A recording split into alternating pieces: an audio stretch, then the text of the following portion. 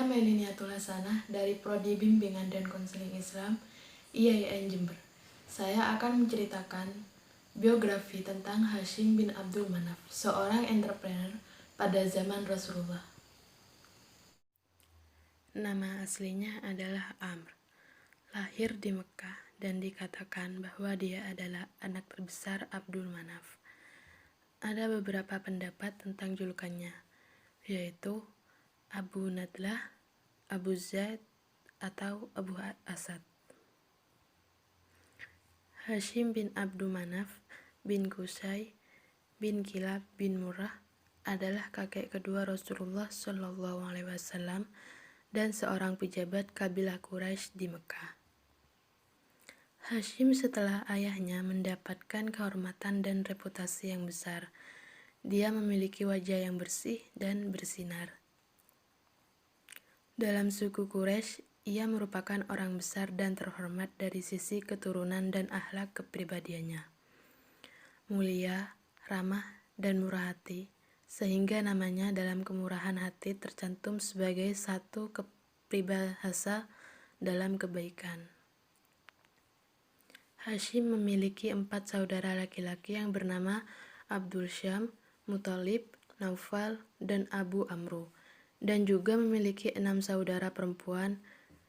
Ibunya Atika binti Murrah bin Hilal.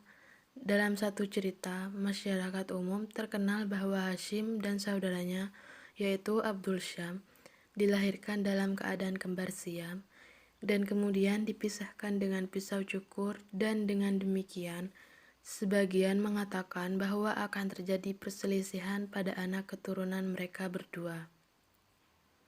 Hashim mempunyai beberapa istri, dan dari mereka memiliki 4 anak laki-laki dan 5 perempuan. Nama anak laki-lakinya adalah Syaibah, terkenal dengan Abdul Muthalib, Asad, Abu Saifi, Nadlah, dan anak perempuannya bernama Asyafa, Khalidah, Ruqayyah, Habibah, dan Daifah. Menurut catatan para sejarawan, Hashim adalah orang pertama yang melakukan perjalanan perdagangan di musim dingin dengan tempat tujuan Yaman atau Habasyah atau Yaman dan Habasyah, dan musim panas dengan tempat tujuan Syam bagi orang-orang Quraisy. Sebelum itu, orang-orang Quraisy hanya melakukan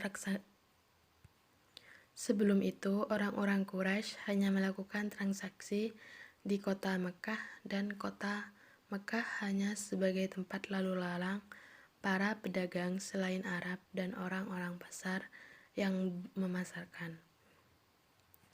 Hashim sebelum itu telah sering melakukan perjalanan ke Yaman dan Syam untuk melakukan transaksi dan mengatur perdagangan orang-orang Quraisy, dan dengan dukungannya, dalam 1 tahun, orang-orang Quraisy melakukan perjalanan dagang di 2 musim, musim panas dan musim dingin.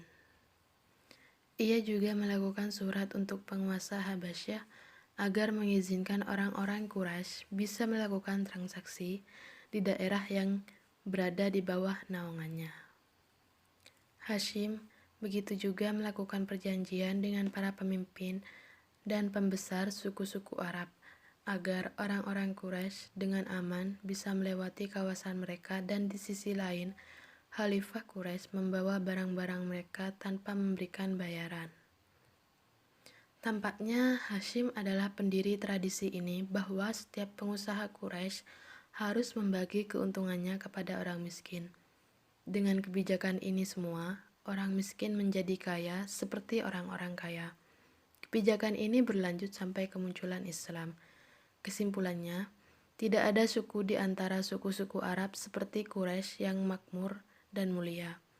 Orang-orang Quraisy dengan panduan Hashim dan kerjasama dengannya telah memiliki kehidupan yang nyaman.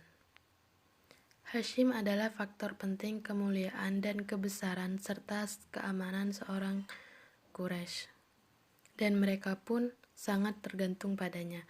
Sampai-sampai ketika dia meninggal dunia, mereka khawatir suku-suku Arab akan menguasai mereka. Dia digelari dengan nama Hashim ketika di salah satu tahun kaum Quraisy menghadapi kelaparan, Hasyim untuk menyelesaikan masalah ini pergi ke Syam, atau bisa disebut dengan Palestina, memerintahkan sebagian untuk memasak roti yang banyak, kemudian roti itu ditaruh di atas onta dan dibawa ke kota Mekah. Di sana mereka menghancurkan dan membasahi roti, menyembelih onta, dan dimasak sampai membuat penduduk Mekah kenyang. Setelah itu, dia dijuluki Hasyim. Dikatakan bahwa Hasyim adalah orang pertama dari suku Quraisy yang mengadakan perjalanan bisnis di musim panas dan di musim dingin. Dia memiliki peran penting dalam menjaga stabilitas dan keamanan rakyat Quraisy dan penduduk Mekah. Sehingga ketika dia meninggal dunia, Quraisy merasa khawatir akan suku-suku Arab lainnya yang akan menguasai kabilah-kabilah lain.